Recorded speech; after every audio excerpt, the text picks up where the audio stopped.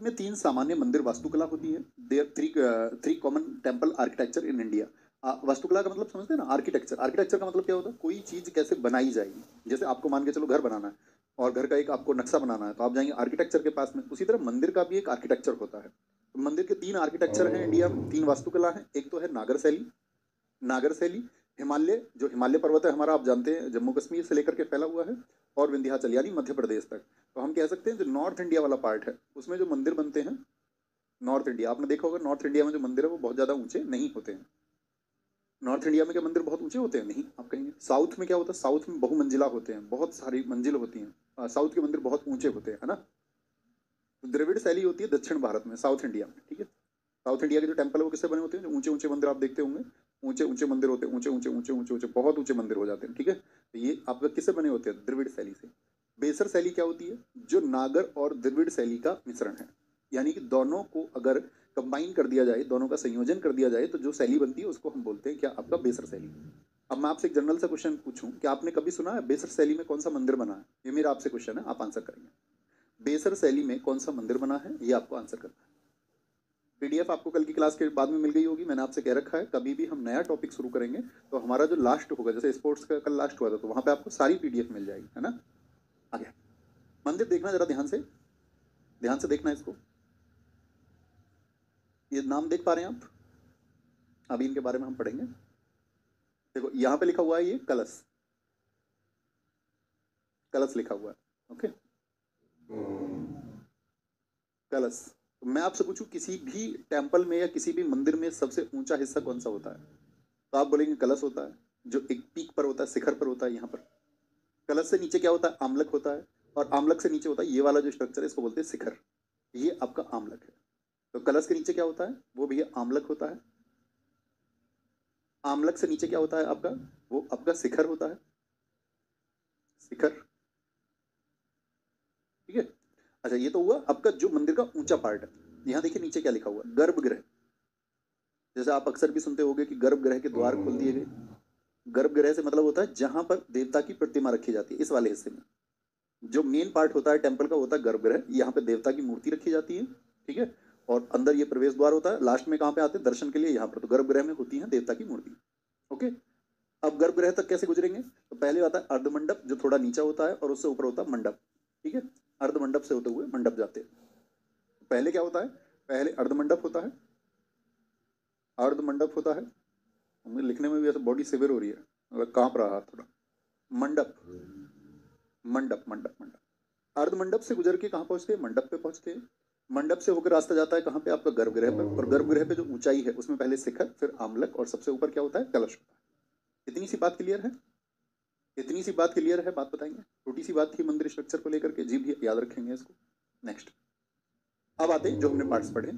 गर्भगृह। गर्भगृह क्या होता है? मंदिर का सबसे भीतरी भाग होता है, या कि innermost part of the temple, जहां देवता की मूर्ति रखी जाती है, where the idol of deity is kept. Deity मतलब जो पूजनीय है। महामंडप क्या होता है? मंदिर का सबसे बड़ा भाग होता है। देखिए महामंडप जो है कितना बड़ा पार्ट है? मंदिर का सबसे बड़ा भाग है, क्योंकि इसमें तो कई पार्ट हो गए। आप कहेंगे भैया सबसे बड़ा तो हमें ये दिख रहा है, लेकिन इसमें तो कई पार्ट है। कलश, आमलक और शिखर, तो इतना बचा ये नीचे गर्भगृह। गर्भगृह कितना? इतना। तो गर्भगृह से ज्यादा बड़ा कौन है? आपका मंडप है। तो पूछे मंदिर का सबसे बड़ा पार्ट कौन सा होता है? तो आप बोलेंगे महामंडप होता है। अंतराल किसको बोलते हैं? अंतराल होता है गर्भगृह और मंडप के बीच छोटा सा उपकक्ष। गर्भगृह और मंडप के बीच में।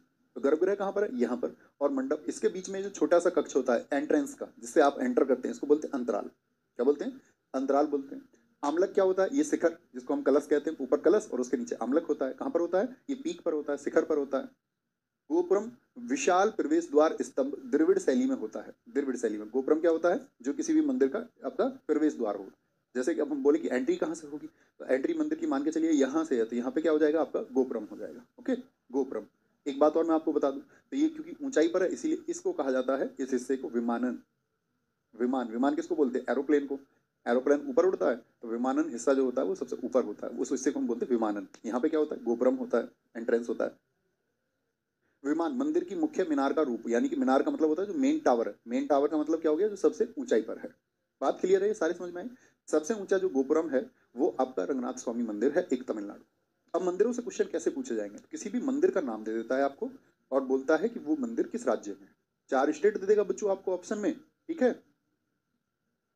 हाँ हाँ बिल्कुल ठीक है, 4 ऑप्शन दे देगा और पूछेगा किस राज्य में स्थित है, किस राज्य में स्थित है। ठीक है, कोई दिक्कत? बहुत बढ़िया, बहुत बढ़िया। कोई दिक्कत, कोई परेशानी? बहुत बढ़िया, बहुत बढ़िया। यहाँ पर देखेंगे, कोई दिक्कत, कोई परेशानी? यहाँ पर आएंगे, शुरू करें। सबसे पहले हम नॉर्थ इंडिया के टेम्पल्स पढ़ेंगे। हाथ जोड़ के बैठ जाओ भैया, हाथ जोड़ लो, मंदिर देखने को मिल रहे हैं तुमको। तो सबसे पहले हम नॉर्थ इंडिया के टेम्पल पढ़ेंगे, फिर साउथ इंडिया के। मैं आपको बताऊं, नॉर्थ इंडिया या साउथ इंडिया के टेम्पल्स में से सबसे ज्यादा एग्जाम में जो क्वेश्चन आता है वो 80% क्वेश्चन आते हैं साउथ इंडिया के टेम्पल से, 80-70%। बाकी आते हैं नॉर्थ इंडिया से। तो ज्यादा इंपॉर्टेंट कौन से? साउथ इंडिया के। तो एक बार रीडिंग लगाएंगे हम नॉर्थ इंडिया की, बस देखते हुए चलेंगे, देखते हुए चलेंगे, है ना। इसको स्पीड मोड में करना है, इस पर बहुत टाइम खर्च नहीं करना है, क्योंकि उतना भी महत्वपूर्ण टॉपिक नहीं है। जम्मू कश्मीर में माँ वैष्णो माता जी का मंदिर है, सब जाते हैं, तो सबको पता होगा, सबकी इच्छा होती है यहाँ पे जाने की। रणवीरेश्वर मंदिर है, दूसरे नंबर पर है। बाबा बर्फानी के नाम से भी जानते हैं, बाबा बर्फानी के नाम से, क्योंकि यहाँ पे बर्फ अपने आप क्या कर लेती है, बर्फ अपने आप क्या कर लेती है आपका, तो आप कहेंगे भैया एक शिवलिंग का रूप धारण कर लेती है। और यहाँ की जो यात्रा होती है वो मानसरोवर से होती है। ठीक है, मानसरोवर को पार करके जाना पड़ता है, मानसरोवर को। कहाँ के लिए? अमरनाथ के लिए। आप देखते होंगे अक्सर बहुत सारी मूवीज में भी दिखाया जाता है। ठीक है, अमरनाथ के लिए वहाँ पे सिक्योरिटी रहती है, आर्मी सिक्योरिटी देती है। तो वो अमिताभ बच्चन बॉबी देओल की कौन सी मूवी है सुनो, वहाँ पे जो आतंकवादी हमला होने का जिस पे कगार रहता है वो सिक्योरिटी देते हैं वहाँ पे, नहीं पता? बच्चे बताएंगे। वहाँ पे दिखाया गया था अमरनाथ मंदिर को। अरे नहीं यार, उतना भी बीमार नहीं हूँ कि रेस्ट कर लीजिए, ऐसी ऐसी कोई दिक्कत नहीं है ना। वो था, अभी थोड़ा ठीक है, हो जाएगा दोपहर तक ठीक। कभी होता है बीमार तो 2-4-5 घंटे में हो जाता है अपने आप ठीक। ओके, बोलेंगे जी। उतनी बेकार नहीं, उतनी तबीयत खराब होती तो फिर आपको बता देते, आप मना थोड़ी ना करते, छुट्टी कर लेते। रघुनाथ मंदिर महाराजा गुलाब सिंह ने बनाया। ठीक है, खीर भवानी टेम्पल, खीर भवानी, खीर मांगेंगे, वो डायलॉग सुना है तुमने उसका, माँ तुझे सलाम का, दूध मांगोगे तो खीर देंगे और कश्मीर मांगोगे तो चीर देंगे। तो खीर का रिलेशन भी कहाँ से? जम्मू कश्मीर से। महाराजा प्रताप सिंह जी ने इसको बनवाया। सूर्य मंदिर अशोक के पुत्र जलुका ने बनवाया। अब यहाँ पे क्वेश्चन आता है, कई बार क्या होता है, हम लोगों को दरअसल याद होता है, जैसे मैं आपसे पूछूं कि सूर्य मंदिर कहाँ पे स्थित है, सन टेम्पल, तो सूर्य मंदिर है कोणार्क उड़ीसा में। वो मैं उड़ीसा में भी आपको पढ़ाऊंगा। लेकिन ये 3 सूर्य मंदिर है भारत में जो बहुत चर्चित है। तो एक सूर्य मंदिर तो है कोणार्क में, उड़ीसा में। ठीक है, कोणार्क में। और एक सूर्य मंदिर है आपका, एक सूर्य मंदिर है मोढेरा में। मोढेरा का मतलब गुजरात में भी है, गुजरात में भी है एक आपका। और तीसरा सूर्य मंदिर जो भारत का चर्चित है वो कहाँ पर है? वो जम्मू कश्मीर में है। कहाँ पे है? जम्मू एंड कश्मीर। 3 सूर्य मंदिर हैं, तो ऐसे पूछेगा आपका अशोक के पुत्र जलुका ने जो सूर्य मंदिर का निर्माण कराया वह कहाँ पर है, तो आप कहें जम्मू कश्मीर। आपसे पूछ ले मोढेरा का सूर्य मंदिर कहाँ पर है, तो आप कहें गुजरात। और पूछे कोणार्क सूर्य मंदिर कहाँ पर है, तो आप कहेंगे कि उड़ीसा में है। जैसे आपने देखा भी होगा, मुझे बताओ, और जो कोणार्क का सूर्य मंदिर है वो कितने रुपए के नोट पर है? वो कितने रुपए के नोट पर है, जरा बताएंगे। भैया अब तुम्हारे हवाले वतन साथियों में है वो, बहुत बढ़िया, एकदम ठीक बताया, अब तुम्हारे हवाले वतन साथियों में दिखाया गया है। बहुत बढ़िया। अरे वाह वाह, तुम बहुत मूवी देखते हो। कोई दिक्कत, कोई परेशानी? भैया एमसीक्यू भी साथ में करवाते नहीं दोस्त, फिर तो बहुत लंबा सेशन हो जाता है। एमसीक्यू के लिए 16 दिसंबर से शुरू कर रहे हैं ना, है ना? यहाँ देखें लद्दाख में क्या दिखाया बच्चे ने, ऊपर कुछ मेडल्स के लिए लिख रखा था, ऊपर दिखाए, ऊपर कुछ लिख रखा था भैया, ऊपर दिखा, ऊपर, अरे नहीं ऊपर गया ना। भैया आपने ओलंपिक में 3+3 मेडल बताए 2012 में, लेकिन गूगल 4+2 दिखा रहा है। हाँ, वो गूगल 4+2 इसलिए दिखाता है बच्चों, क्योंकि जो योगेश्वर दत्त थे ना, पहले उनको कांस्य पदक मिला था, लेकिन जिनसे उनकी फाइट थी वो डोप टेस्ट में फंस गई। डोप टेस्ट क्या होता है? डोप टेस्ट में क्या होता है, खिलाड़ी का ब्लड सैंपल रखा जाता है, और उस ब्लड सैंपल की जांच वर्षों तक होती है कि भाई ऐसा तो नहीं है कि बाद उस टाइम पे मान के चलो उन्होंने कोई अपना कुछ सिस्टम बिठा लिया हो, कोई उनकी उस समय पे जान पहचान हो, तो उस ब्लड सैंपल को वर्षों तक रखा जाता है, उसकी जांच होती रहती है कि कहीं इनके करीबी लोगों की वजह से तो ये नहीं बच गए। तो बाद में पता चला जिससे योगेश्वर दत्त की फाइट हुई थी वो डोप टेस्ट में फंस गया, तो योगेश्वर दत्त जी का जो मेडल था ना ब्रॉन्ज, वो सिल्वर हो गया था बाद में। तो इसलिए गूगल उसको अपडेट नहीं, कई जगह पर अपडेट है, कई जगह अपडेट नहीं है, इसलिए 4+2 दिखाता है, लेकिन सही क्या है? 3+3 है। कोणार्क भैया 10 रुपए के नोट पर है, बहुत बढ़िया, बहुत बढ़िया, बहुत शानदार। कुछ बच्चे 50 लिख रहे हैं, बुद्धू तुम सुधर जाओ। लद्दाख में अलसी चौक फोर है। ठीक है, लद्दाख में कौन सा टेम्पल है? अलसी चौक। हिमाचल प्रदेश में माँ चिंतपूर्णा टेम्पल, पहला फोटो लगा हुआ है। ज्वालामुखी मंदिर कहाँ पर है? इंपोर्टेंट है, इंपोर्टेंट मार्क करते चलना, मैं बताऊँ। हिमाचल प्रदेश में। हनुमान जाकू मंदिर कहाँ पे है? ये रहा आपका संकट मोचन मंदिर। और हडिम्बा, हडिम्बा जानते हो, महाभारत में आपने पढ़ा होगा कभी हडिम्बा को। कौन थी हडिम्बा?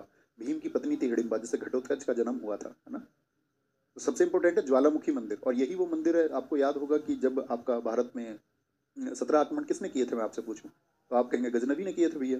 तो गजनवी ने के ही एक आक्रमण में आता है कि उसने ज्वालामुखी मंदिर को तोड़ दिया था, तो वो यही ज्वालामुखी मंदिर है जो कि आपका हिमाचल प्रदेश का है। ओके, हिमाचल प्रदेश का। कोई दिक्कत? जो ज्वालामुखी मंदिर नहीं भूलेंगे, नहीं भूलेंगे भैया। फिर आते हैं उत्तराखंड के, उत्तराखंड के टेम्पल। उत्तराखंड में बहुत चर्चित टेम्पल है और पर्यटन स्थल भी बहुत ज़्यादा है, टूरिज्म को बहुत बढ़ावा देते हैं। आप अक्सर देखोगे देश में बहुत लोग घूमने जाते रहते हैं, है ना। उत्तराखंड में बद्रीनाथ टेम्पल है, ये रहा आपका बद्रीनाथ, ठीक है, जो भारत के साथ ही 4 धाम में से एक धाम भी है। केदारनाथ टेम्पल सब जानते हैं, यहाँ पे बाढ़ आई थी आपका, इस ईयर में आई थी बाढ़, बताओ, जब आपका मंदिर छोड़ के बाकी सब कुछ आसपास तहस नहस हो गया था, ठीक है। तो क्या बोलेंगे, यहीं से स्वर्ग का रास्ता ढूंढा था पांडवों ने केदारनाथ मंदिर से। तो कंडा देवी मंदिर है, कहाँ पे है, उत्तराखंड में। आप भी उत्तराखंड घूमने जाए तो ये देख के आना। मनसा देवी टेम्पल है, देवी के टेम्पल यहीं पे है। नंदा देवी टेम्पल है, और फिर आपका ये कौन सा, ये नैना देवी टेम्पल है।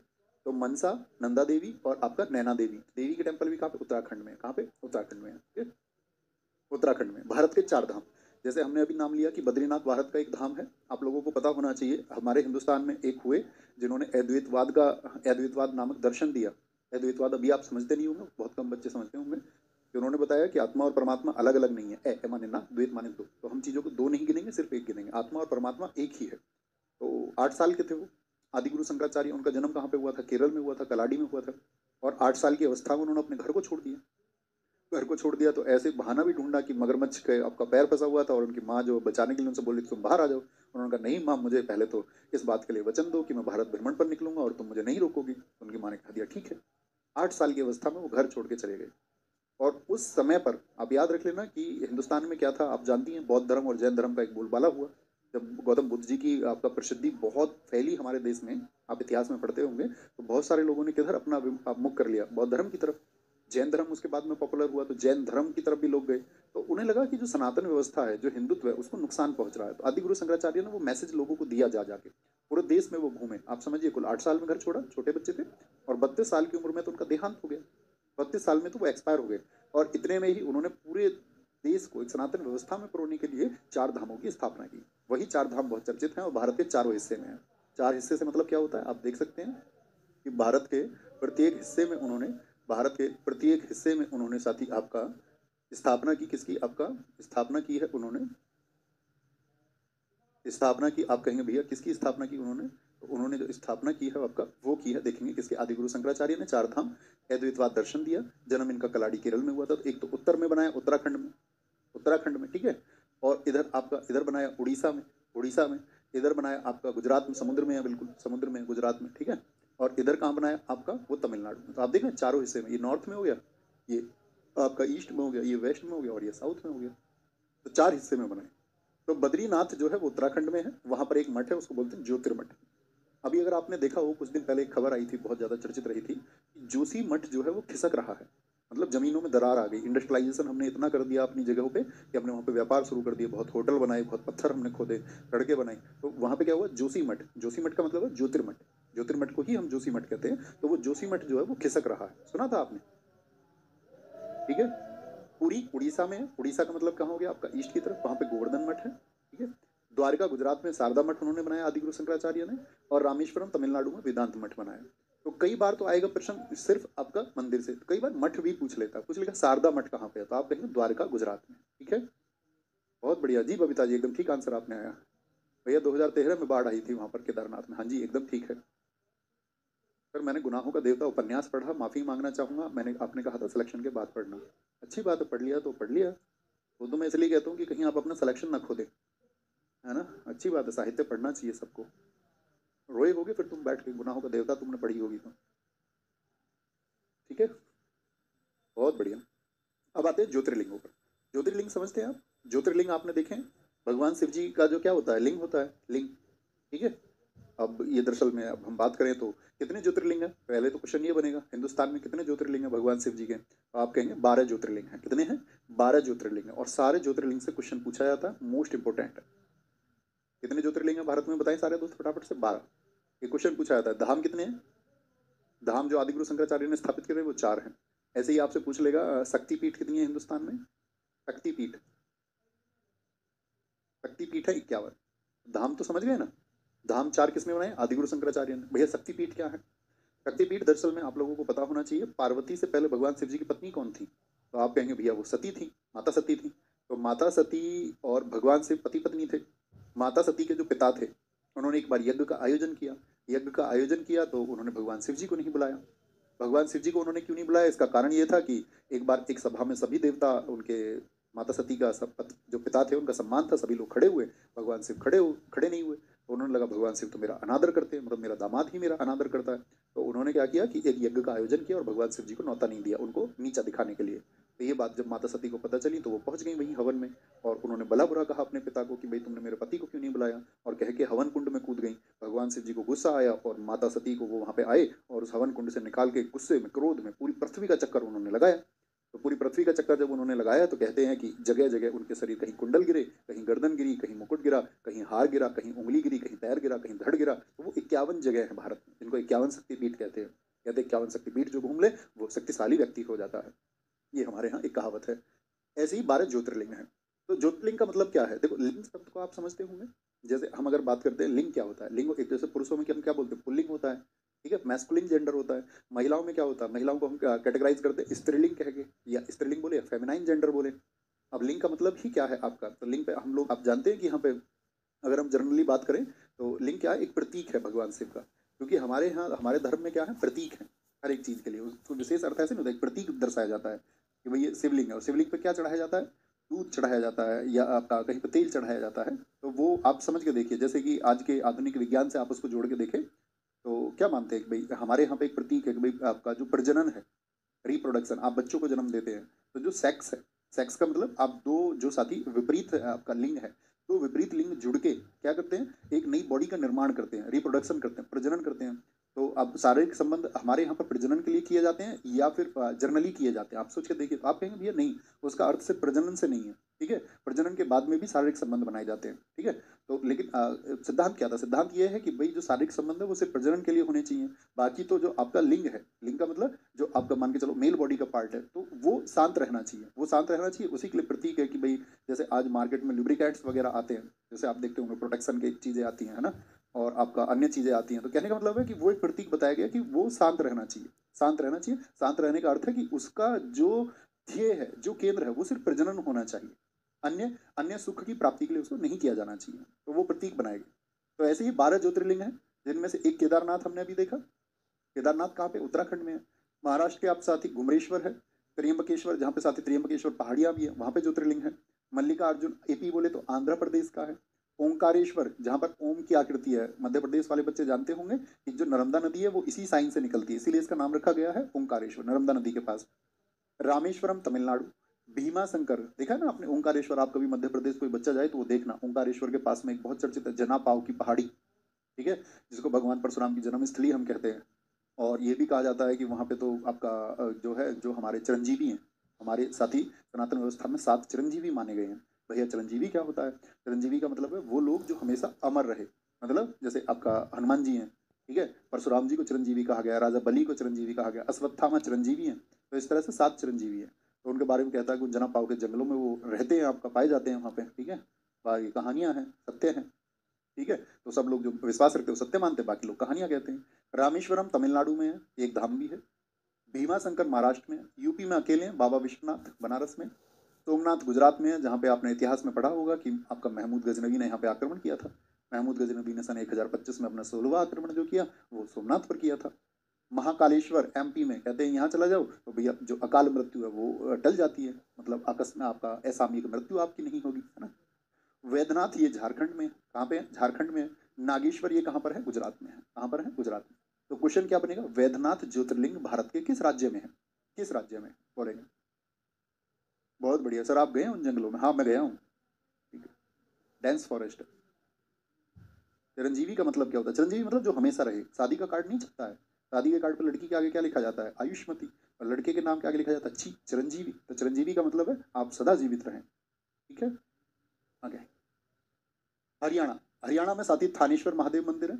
आपने हिस्ट्री में पढ़ा होगा कि हरियाणा में एक थानेश्वर जगह है, वहाँ पे पुष्यभूति वर्धन जो राजा हर्ष थे, जो गद्दी पे बैठे थे 606 से 647 तक।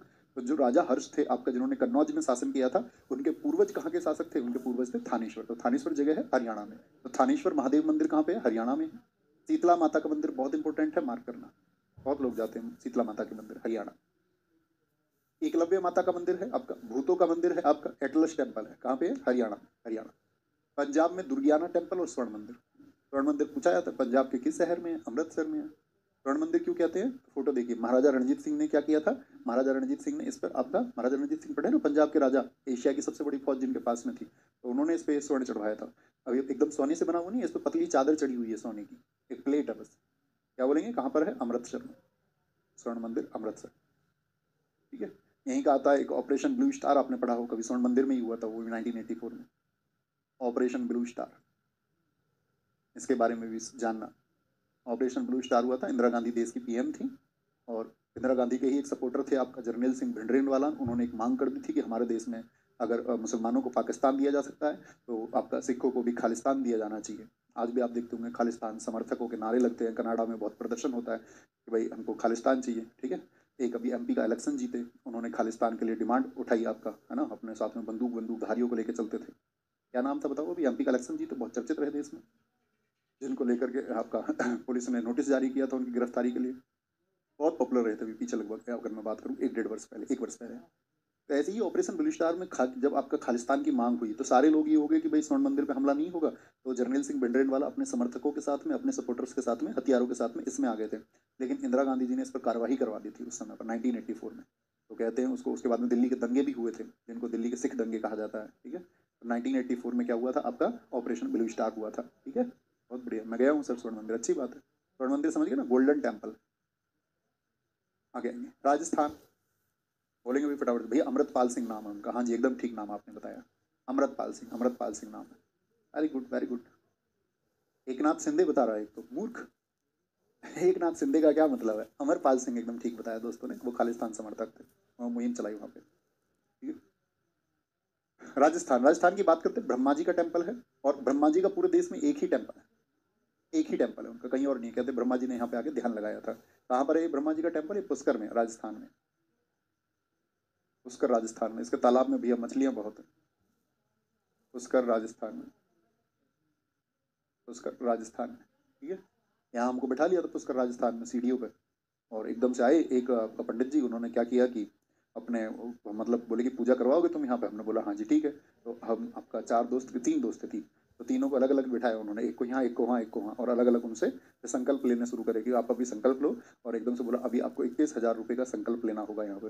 मैंने कहा ये मतलब जरूरी है क्या 21,000 रुपये का संकल्प लेना, मतलब पूजा ऐसे नहीं हो सकती? उन्होंने बोला नहीं ठीक है तो 11,000 का ले लो, 5100 के लड्डू का संकल्प ले लो। मैंने कहा उसका क्या होगा? बोले 5100 यहाँ जमा होंगे। मैंने कहा नहीं मैं तो ऐसा संकल्प नहीं ले सकता, ठीक है, मेरे पास ना हुए 21,000 रुपये, या ऐसा संकल्प आप सबको बोलते होंगे कि भाई आप मान के चलो किसी कोई गरीब आदमी अगर आ जाए पुष्कर तो उसको भी 21,000 का संकल्प होता होगा। और उन्होंने बोला तुम्हारी श्रद्धा नहीं तो तुम्हारी पूजा अधूरी रह जाएगी। मैंने कहा मैं तो ऐसा संकल्प नहीं ले सकता, इसका तो कोई अर्थ नहीं बनता। तो वहाँ पुष्कर में रहता बहुत सारा ऐसी चीज़ें होती हैं वहाँ पे, ठीक है। क्योंकि अब जो धार्मिक स्थल थे आप जानते हैं उनका व्यवसायीकरण हुआ है, उनका कमर्शलाइजेशन किया गया, अब लोग वहाँ पे आके अपना अड्डे बना दिए लोगों ने, और न जाने किस किस तरह की स्कीम चलाने लग गए हैं। पुष्कर मेला यहीं पे लगता है, ऊँटों का एक मेला लगता है, बहुत चर्चित है वो भी, ऊँट मेला, ठीक है। सर भगवान महादेव के पिता कौन थे? कोई उनके पिता नहीं है दोस्त, दरअसल में उनका जो उपनाम, वो अन्य नाम उनको स्वयंभू भी कहते हैं। स्वयंभू मतलब जिसने स्वयं अपनी रचना की हो, जिसने स्वयं को खुद को बनाया हो, तो उनके माता पिता नहीं है ना, है ना। खाटू श्याम जी का टेम्पल आपने देखा होगा, आजकल बर्बरीक को समर्पित है। बर्बरीक नाम सुना है आपने कभी? नहीं, महाभारत आपने देखी हो तो। बर्बरीक, बर्बरीक कौन है भैया? बर्बरीक वो जिनके पास 3 तीर थे, और ये था बर्बरीक को कि भाई जो कमजोर दिखेगा उसकी तरफ से लड़ेंगे। तो भगवान से आपको याद होगा भगवान कृष्ण जी ने इनसे इनका तीर ले लिए थे, बाद में उन्होंने महाभारत के पहाड़ी से देखा इनकी गर्दन से, है ना। तो उन्हीं को समर्पित है, क्योंकि भगवान कृष्ण जी ने इनको एक आशीर्वाद भी दिया था कि एक समय ऐसा आएगा कि जब तुम बहुत पूजनीय हो जाओगे, और आप देखते होंगे आज के समय में वही समय है। और लगभग पिछले 10 सालों में बहुत प्रसिद्धि हुई है खाटू श्याम टेम्पल की। खाटू श्याम जी कहाँ पर हैं? वो भी राजस्थान में है, सालासर बालाजी, ठीक है। यहाँ पे जाते हैं लोग आपका भूतों आदि के लिए, भूत भगाए जाएंगे, ठीक है, जिनके ऊपर आपका बुरी आत्माओं का बच्चे मुझसे बहुत प्रश्न पूछते हैं भैया भूत होते हैं कि नहीं होते हैं? मैंने कहा तुमको ही पता होगा होते हैं नहीं होते हैं, ठीक है। क्योंकि मैंने तो जो लोगों को इसके बारे में एक्सपीरियंस है, चलो इस टॉपिक पर बात करते हैं, जिन लोगों को इसके बारे में अनुभव है, पहली बात बता रहा यस और नो माइंड सेट बनाए पहले तो। जैसे मुझे मैथ्स नहीं आता, या मैं मान के चलूँ मुझे पढ़ाना नहीं आता, ये मान लेते हैं। तो मुझे अगर पढ़ाना नहीं आता तो पहले मुझको क्या करना पड़ेगा? पढ़ाना सीखना पड़ेगा, यस और नो, हाँ या ना? तो आप कहेंगे जी भैया आपको पहले सीखना पड़ेगा। तो हमें कभी भी कोई राय बनानी है तो उसके बारे में आप कैसे राय बनाएंगे? आप सीखेंगे किससे? एक्सपर्ट से। भाई किसी एक्सपर्ट से सीखेंगे ना, तो वो एक्सपर्ट लोगों की जो सलाह है उस पर काम। अब एक तो ये है कि आपको किसी गांव के पड़ोसी ने एक कहानी सुनाई कि रामलाल नामक एक आदमी था, वो आता था रात को और वो ऐसे ऐसे करता था। एक कर्मवती नाम की औरत है, वो आपका किसी के भी सिर आ जाती है। एक तो वो कहानियां हैं जो आपने सुनी है अपनी लाइफ में, ठीक है। आपको किसी बुजुर्ग ने, घर में दादी ने, किसी ने कोई कहानी सुनाई, और कहानियों का कोई मूल नहीं होता, वो कहानियां कहीं और से चल के आती होती हैं। उनको किसी ने सुनाई होगी, उनको उनको भी किसी ने सुनाई होगी, किसी एक व्यक्ति ने मनगढ़ंत बनाई होगी। लेकिन एक्सपर्ट लोग जो इस फील्ड में काम कर रहे हैं, मैंने उनको सुना है बहुत, ठीक है। मेरा निजी एक्सपीरियंस नहीं है इस पर, लेकिन मैंने एक्सपर्ट लोगों को बहुत सुना है, जिसके ऊपर मैंने पुस्तकें भी पढ़ी हैं, स्वप्न के ऊपर। आपका अगर मैं बात करूँ भूतों के ऊपर भी, तो भैया इसके बारे में एक्सपर्ट लोग इसको नहीं मानते। एक्सपर्ट मतलब जिन्होंने इस क्षेत्र में अपने जीवन के 30 वर्ष 40 वर्ष दिए हैं, वो इसको नकारते हैं। वो ये कहते हैं नहीं, भूत नहीं। लेकिन जो जनरल माइंड सेट है वो कहता नहीं, होते हैं। अब उसके ऊपर उनका क्या कॉन्सेप्ट है, फिर होते हैं और नहीं होते हैं का क्या अर्थ है, ऐसा क्यों, ऐसी दो चीजें क्यों आती हैं, होते हैं नहीं होते। तो आप लोग एक जनरल वो एक माइंड सेट जो मैंने पढ़ा था वो मैं आपको बताता हूँ। आपका जो शरीर है, समझना जरा, वैज्ञानिक तौर से समझना, आपका जो शरीर है उसके अंदर कितनी ताकत है ये बताइए। मान के चलो आप एक पत्थर हटा सकते हैं या नहीं, बड़ा भारी पत्थर है, तो आप शायद अपनी ताकत से नहीं हटा पाते हैं। लेकिन मैं आपसे कहूं कि इसी समय पर आप मरने वाले हो, तो आप अपने शरीर का अतिरिक्त कार्य कर सकते हैं या नहीं, यस और नो। आप और अधिक जान लगा पाएंगे कि अब तुम्हारी मृत्यु हो जाएगी इस क्षण के बाद में, इस मोमेंट के बाद में तुम नहीं रहोगे, ज्यादा पावर लगेगी, यस और नो, जी भैया लगेगी। छोटा सा प्रिंसिपल समझ में आया, आप कहेंगे हाँ भैया बिल्कुल ज्यादा पावर लग जाएगी। अच्छा, जब आप बीमार होते हैं, दूसरा पहलू समझिए, तो आपके शरीर में वीकनेस आ जाती है, नहीं आ जाती है। मान के चलो आप बीमार है, 10 दिन आपको टाइफाइड हो गया, अब टाइफाइड में शरीर में वो ताकत बचेगी या नहीं, आप कहेंगे भैया उठना मुश्किल हो जाएगा, हम खाट से नीचे पैर नहीं रख सकते, इतना मुश्किल हो जाता है, होता नहीं। तो शरीर तो आप ही का था, एक बार में आपके अंदर इतनी ताकत आई और एक बार में इतनी कमजोरी आई, तो शरीर तो आपका है। आप कहेंगे हाँ भैया सही बात है। तो जब शरीर में नेगेटिव एनर्जी आती है तो वीकनेस हो जाती है। नेगेटिव एनर्जी का मतलब है आप बीमार हो गए, शरीर तो आप ही का था। और क्या आप ये समझते हैं अगर शरीर की जो ताकत है वो घट रही है बीमारी की वजह से, यानी कि किसी एनर्जी की वजह से शरीर की ताकत घट रही है, तो ऐसा भी तो हो सकता है किसी एनर्जी की वजह से शरीर की ताकत बढ़ भी जाए। जी भैया पॉसिबल है, साइंटिफिक हुआ ना। अगर किसी वजह से एनर्जी फ्लो आपकी बॉडी में घट रहा है, तो किसी अन्य वजह से आपका, जैसे मान के चलो बहुत सारे लोग फिजिकल के लिए जाते हैं और टर्मिन लगा लिया किसी ने, जैसे बहुत सारे लोग अटैक भी आ जाता है, बीमार भी होता है, हार्मोनल डिसबैलेंस भी हो जाता है, लेकिन शरीर की ताकत बढ़ती है। डोप ले लेते हैं बहुत सारे लोग, बॉडी बिल्डर्स क्या करते हैं, बहुत सारे लोग क्या, बहुत सारे नेचुरल बॉडी तो बहुत तगड़ी नहीं बन सकती है, तो लोग क्या करते हैं फिर आपका हार्मोनल कुछ आपका टैबलेट लेते हैं, साइज बढ़ाने की टैबलेट लेते हैं, गोलियां लेते हैं, और फिर आपका क्या होता है, आपका समझ रहे ना, सिंथेटिक चीजों से तो शरीर की ताकत बढ़ती है या नहीं बढ़ती है, सुनो जी। बस यही कॉन्सेप्ट आपको समझ में आना चाहिए। जैसे कोई बोले कि भैया उसके तो ऊपरी चक्कर हो गया, उस पर तो भूत आ गए और वो जो है 4 लोगों को नहीं हटा पाई, ऐसे 4 लोगों ने उसको जकड़ा, 4 लोग उसको कंट्रोल करना चाह रहे, उसने चारों को पटक दिया। तो सीधी सी बात है, एनर्जी फ्लो बॉडी में बढ़ सकता है, वो एनर्जी फ्लो है, उसको आप भूत का नाम क्यों देते हैं, चुड़ैल का नाम क्यों देते हैं, आप उनको भी समझाना। एनर्जी फ्लो अगर बॉडी में घट सकता है तो एनर्जी फ्लो बॉडी में बढ़ भी सकता है, एक्सपर्ट राय है। जैसे मैंने एक बार आचार्य प्रसन्न जी का वो एक बार मैंने सुना था, उनका एक सेशन था इसी पे लेकर के, तो उन्होंने उसमें एक्सपर्ट लोगों को सलाह दी कि भाई जो लोग भूत भगाने का काम करते हैं, तो फिर भूत भगाने वाले भूत भगाने का काम क्यों करते हैं। तो उसमें 2 लोग थे, उन्होंने कहा कि हम एक सेंटर चला रहे हैं बहुत दिनों से भूत भगाने का। तो उन्होंने कहा सच में भूत होते हैं, तुम अगर भगाते हो तो तुम्हारे पास तो फिर तो तुम देख पाते हो कि भूत हैं। उन्होंने कहा नहीं, हमें ये पता है कि भूत नहीं होते हैं, लेकिन इस बात को हम लोगों को बता देना कि भूत नहीं होते तो हमारा व्यवसाय नहीं चलेगा। तो उन्होंने बोला फिर क्या होते हैं, तो उन्होंने बोला कि हमने बहुत बार देखा है, एक स्त्री हमारे पास आई कि उसको घर वाले उसके लेके आए कि इस पे जो है भैया ऊपरी चक्कर हो गया है और भूत है इसके ऊपर। तो उस महिला को कहते हैं कि हमने बिठाया और हमने उस महिला से पूछा कि देखो हम जानते हैं भूत वूत नहीं होते हैं, हम एक्सपर्ट हैं और इसी फील्ड में हम 30 साल से काम कर रहे हैं, सच सच बताओ परेशानी क्या है। तो उस महिला ने कहा कि जब मेरी शादी हुई है, जो मेरी शादी का सामान है, मेरी वॉशिंग मशीन है, उसमें भी गेहूं भर के रखे हुए हैं मेरे ससुराल वालों ने, और मेरा पति रात को कभी 11 बजे आता है, 12 बजे 1 बजे शराब पी के आता है, मुझे पिटाई करता है, और सुबह सुबह ये सारे लोग मुझे ताने देते हैं और सुबह सुबह मुझे उठा देते हैं। तो उसने कहा 8 9 10 महीने से मेरी नींद पूरी नहीं हुई है, मतलब कभी 2 घंटे कभी 4 घंटे, और घर में कलेश होता है। तो मैंने इसका सबसे अच्छा जो सहारा ढूंढा वो ये ढूंढा कि मेरे ऊपर जो है वो नेगेटिव एनर्जी है। तो उसने इस तरह के जो है फिर आडंबर करने, एक्ट करने शुरू किए। तो उन्होंने कहा अच्छा तुमने बचने के लिए किया था, उसने कहा हाँ ठीक है, उन्होंने कहा हम इसका सॉल्यूशन निकालते हैं। तो उन्होंने कहा कि भाई अब एक काम करो, इसका तो बहुत गंभीर आत्मिक शक्तियों ने घेरा हुआ है, नकारात्मक ऊर्जा इसके चारों तरफ है, आप इसको 10 बजे के बाद जागने मत देना और सुबह 6 बजे से पहले इसको कोई उठाना मत, नहीं तो वो फिर आत्मिक शक्ति जो है वो और ज़्यादा फिर आपका मतलब तेज हो जाएंगी और ज़्यादा परेशान करेंगे। तो उन्होंने इस तरह से सोल्यूशन निकाल लिया। तो उन्होंने हजारों उदाहरण बताए कि हम हजारों लोगों से मिले हैं और हमारा कंक्लूजन यही निकला है कि जो भी लोग इससे बीमार है वो सिर्फ या तो आपका उनके मन की कोई स्थिति ऐसी हो जाती है, ठीक है, जो साइंटिफिक है कि उसको लगने लगता है कि कुछ है मेरे आसपास, वो उसके मन की स्थिति होती है जिसकी वजह से वो महसूस करने लगता है। कई बार क्या होता है, जो स्वास्थ्य ठीक नहीं होने, नींद पूरी ना होने की वजह से ऐसा महसूस होने लगता है। तो फिर कहने का मतलब है कि भैया इतनी कहानी हम क्यों सुनते कि पड़ोस के लोगों को भूत आए, तो वो आपका मेंटल स्टेज है, वो ऐसा महसूस करते हैं। भूत नाम की कोई चीज़ नहीं है ना।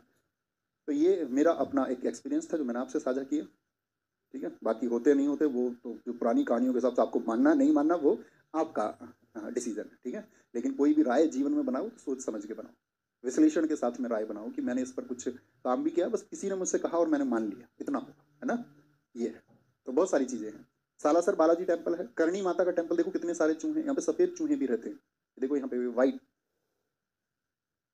ठीक है, सफ़ेद चूहे भी यहाँ पे रहते थे, इसलिए इसको चूहों का मंदिर भी कहते हैं। करणी माता का टेम्पल बहुत पूछा जाता है, करणी माता का टेम्पल उत्तर प्रदेश में, अभी मैंने बताया एक ही ज्योतिर्लिंग है और वो है बाबा विश्वनाथ, बहुत इंपॉर्टेंट है।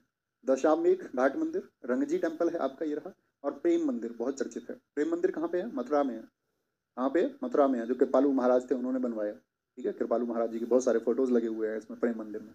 ओके, कोई दिक्कत? बहुत बढ़िया। अनिरुद्ध जी कह रहे हैं सर मेरे आज कॉन्सेप्ट समझ में आया। हाँ जी, समझोगे तो आएगा ना, बाकी बुद्धू बने रहोगे तो कैसे समझ में आएगा।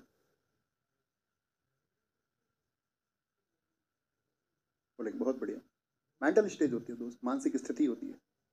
अब ऐसा नहीं है कि जो मैं कह रहा हूँ वो सर्वथा सत्य है, मैं आपको बता रहा हूँ कि जो लोग इसके विशेषज्ञ हैं, क्योंकि मैं इसका विशेषज्ञ नहीं हूँ। अब भी इसके बाद भी कोई बोले नहीं मैंने स्वयं साक्षात भूत को देखा है, तो फिर तो हम उसकी बात को वैलिड करेंगे। भाई कोई सत्य बोल रहा हो और सत्य बोलने वाला पुरुष है, वो ये बोल दे कि नहीं जी मैंने खुद साक्षात्कार किया भूत से, मैंने खुद देखा है भूत को, ये भूत ऐसा होता है, तो फिर तो हमें उसकी बात मान लेनी चाहिए। लेकिन उसकी बात कहानी नहीं होनी चाहिए, झूठ नहीं होनी चाहिए, है ना। तो ये है सारी बात। बाकी इसमें अपना कोई विशेषज्ञ मैं इसका हूँ नहीं। बड़े हनुमान टेम्पल है, मन कामेश्वर मंदिर, भारत माता मंदिर, यहाँ पे क्या है 1936 में ये बना था, भारत माता टेम्पल। इसमें अंदर आप जाओगे ना, ऐसे अंदर एंटर करोगे तो जमीन पे भारत का नक्शा बना हुआ है, जमीन पे अंदर जाके, ठीक है, बनारस में है ये। मदन मोहन मंदिर, स्वरवेद मंदिर, आपका सीपीयू में पूछा गया था, बहुत इंपॉर्टेंट है। स्वरवेद मंदिर कहाँ पे बना है? वाराणसी में। और ये दुनिया का सबसे बड़ा मेडिटेशन सेंटर बना है, दुनिया का सबसे बड़ा मेडिटेशन सेंटर। मेडिटेशन समझते हो? ध्यान। आप में से कितने लोग ध्यान लगाते हैं? यस और नो, यस और नो। बहुत ज़्यादा परेशान होना, कमज़ोर महसूस करना अपने आप को कि मैं कर पाऊंगा नहीं कर पाऊंगा, दुनिया की जितनी भी अस्थिरताएं हैं, मन का भटकाव, वो सब किससे कंट्रोल होता है? ध्यान से। और जो भी स्टूडेंट ध्यान ना लगाते हो, सुबह उठना शुरू करो जल्दी, और इसको शुरू करो 5 मिनट से। दुनिया में आप देखोगे सब बेहतरीन कोई चीज़ है नहीं, मेरा एक्सपीरियंस है, अगर आप मानना चाहें। ध्यान मतलब ध्यान कैसे लगता है भैया? आप बैठेंगे, किसी भी मुद्रा में बैठ जाइए शांत होकर, इवन लेट के भी ध्यान लगा सकते हैं, लेकिन बैठ के ध्यान लगाना ज़्यादा अच्छा माना गया। शांत जगह होनी चाहिए, खलबल नहीं हो, इसीलिए सुबह का टाइम बताया जाता है, क्योंकि दिन में तो फिर गाड़ी हॉर्न एक्टिविटी होने लगती है। सुबह का समय सबसे अच्छा है। और ध्यान कैसे लगाते हैं? बस आपको फोकस करना अपनी जाती हुई सांस पर, वो कैसे अंदर जा रही है, ठीक है, इसको बोलते हैं कुंभक, और सांस छेड़ने को बोलते हैं रेचक। 2 सेकंड का ये समय होता है, 2 सेकंड में सांस लेनी है, 1 सेकंड रुकना है, और 2 सेकंड में फिर सांस छोड़नी है। तो आप जब इसके धीरे धीरे अभ्यास करेंगे तो 2 सेकंड ये जाने के, 2 सेकंड आने के, आपको फिर ध्यान देना सिर्फ सांस पर। बहुत सारी चीज़ें आपके मन में आएंगी, ठीक है, कभी जंगल दिखेंगे, कभी अपने दोस्तों की कुछ कहानियां याद आएंगी, लेकिन जब तक आप इसका अभ्यास करते रहेंगे, शायद महीने, 2 महीने, 4 महीने, 6 महीने, बहुत सारे लोगों को वर्षों लग जाते हैं ध्यान लगने में, आपको महसूस होगा आपका सांस आप नाभि तक महसूस कर पा रहे हैं, यहाँ पेट तक। लेकिन एक समय ऐसा आएगा कि आप अपने ध्यान को अंगूठे तक, पैर के अंगूठे तक भी महसूस कर पाएंगे। और जिस दिन वो स्टेज आएगी तो आप पाएंगे कि आपने सब कुछ पा लिया। तो सबसे ज़बरदस्त है। तो जो भी साथी ध्यान नहीं लगाते हैं, तो मैं ये कहता हूँ कि आप मानसिक रूप से बहुत मजबूत, और दुनिया में बहुत सारी समस्याओं के सॉल्यूशन निकालने वाले आप हो जाओगे, खुद ही आपके सामने सॉल्यूशन पैदा होंगे। मैं ये कहता हूँ कि आप मतलब ओजस्वी हो जाओगे, ग्रेट पर्सन में पहुंच जाओगे, तुम उस भीड़ से लाखों लोगों से मूव कर जाओगे। तो 5-5 मिनट थम्स अप करो, जो नहीं लगाते कल से लगाना शुरू करेंगे। लेट उठते हैं, थोड़ा जल्दी उठना शुरू करेंगे, ठीक है। कोई फिक्स टाइम कुछ भी नहीं है, बहुत सारे लोग कहेंगे ब्रह्म मुहूर्त में लगाओ, 3:40 में लगाओ, ऐसा कुछ नहीं है। आप आराम से उठिए, 5 बजे, 5:30 बजे, 4:30, जो भी आप उठते हो, ठीक है। तो बस इसको प्लीज शुरू करना और आप देखना, ठीक है। और ऐसा नहीं है कि फिर आप इसको अपने हिसाब से लगा सकते हैं, आप इसको रात को सोते समय भी लगा सकते हैं। बस सांसों को महसूस करना है। हमारे जीवन में सबसे बड़ी कमी पता है क्या है? आप कभी महसूस करना मेरी इस बात को, अभी तो नहीं महसूस कर पाओगे, किस दिन महसूस करना, हम लोग सांस ही पूरा नहीं लेते हैं। जो हमारी बॉडी के लिए सबसे जरूरी है उसको हम पूरा नहीं लेते हैं। आप महसूस करना इस बात को, आपको पता चलेगा। आप सांस यहाँ तक ही लेते हैं, फेफड़े तक तो बहुत मुश्किल, थोड़ा बहुत ही पहुंच रहा है ऑक्सीजन, पूरा सांस तो हम लेते ही नहीं है। महसूस करना इस बात को। अभी नहीं, अभी तो देख लोगे तो अभी तो तुम्हारा ध्यान जाएगा उस पर सारा। आगे राम जन्मभूमि मंदिर साथी बहुत चर्चित रहा, आपको पता है। इसका जो डिजाइन बनाया वो सोमपुरा फैमिली ने बनाया। राम मंदिर की जो आधारशिला, आधारशिला का मतलब जो बेस है, वो साथी आपका जो मंदिर का निर्माण रखा गया, नींव रखी गई 5 अगस्त 2020 को प्रधानमंत्री नरेंद्र मोदी द्वारा रखी गई थी। 22 जनवरी 2024 को, यानी लगभग 4 साल में ये बना। आपका नरेंद्र मोदी, यूपी के मुख्यमंत्री योगी आदित्यनाथ और RSS जो राष्ट्रीय स्वयं सेवक संघ, राष्ट्रीय स्वयं सेवक संघ समझते हो, जिसको डॉक्टर हेडगेवार ने बनाया था, हिंदुत्व की पहचान के लिए उन्होंने समूह को बनाया। RSS प्रमुख मोहन भागवत द्वारा इसकी जो है साथी क्या बोलेंगे उद्घाटन किया गया। अयोध्या के रामलला की जो छवि है, एक विशेष पूजा के बीच में रामलला की मूर्ति यानी आइडियल ऑफ रामलला मंदिर के गर्भगृह में श्रद्धापूर्वक स्थापित की गई।